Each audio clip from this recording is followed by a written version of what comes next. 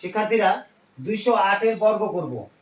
তো কিভাবে করব? একেবারে সহজ নিয়ম, এর সাথে শুধু 8 যোগ করে দেব, তাহলে কত হচ্ছে 216।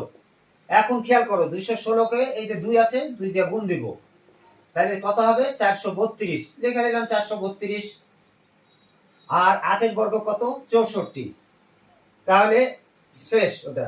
এরপরে দেখো এটা 212, এর সাথে শুধু 12 যোগ, তো 224 হলো। এর 2 বার গুণ করো, কারণ এখানে 2 আছে, 2 দিয়ে গুণ দিলে কত হবে 448, লিখলাম 448। আর 12 বর্গ কত 12 12 144, তাহলে এর সাথে শুধু 144 যোগ করব, 144 যোগ করলে কত হচ্ছে 4 4 8 আর 1 9 4 4।